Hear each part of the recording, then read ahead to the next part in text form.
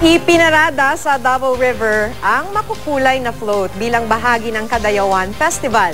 Binigyang pugay sa parada ang mga katutubo sa Davao.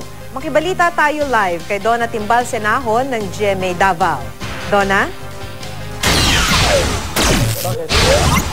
Happy Kadayawan mga kapuso! Maki, andito tayo ngayon sa Rojas Avenue kung saan gagawin ang indak-indak sa kadalanan na isa sa mga inaabangang event bukas. Ginanap naman kaninang umaga ang Davao River Float Parade. Ito ang nagsilbing opening activity sa Indigenous Peoples Day na bahagi naman ng Kadayawan Festival.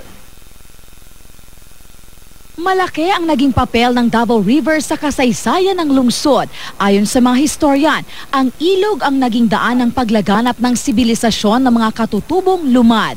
Bago nga naging Davao ang pangalan ng lungsod, tinawag muna itong Dawaw na nangangahulugang ilog. Sa River Parade, binigyang pugay ang 10 tribo ng lungsod. Lumahok sa parada ang 10 tribo at 5 ahensya ng gobyerno at pribadong sektor. Kabilang narito ang GMA Southern Mindanao. Noong 2009 pa huling ginawa ang nasabing aktibidad. Kini usap pagpasalamat sa manama na niabot ng kasahulugan din abunda o usap ang sapa mo naghatag og kinabuhi sa maong kinabuhi dakong abunda karong tuigan dakong ani. Kagabi naman ginanap ang finals ng Sayaw Mindanao sa children's category. Nagkampiyon ang Rotary Club of South Davao Dance Troupe laban sa 4 pang grupo. Nagkampiyon naman sa open category ang Saliyaw Folkloric Ensemble. Ipinakita ng mga kalahok ang mga sayaw ng iba't ibang tribo sa lungsod.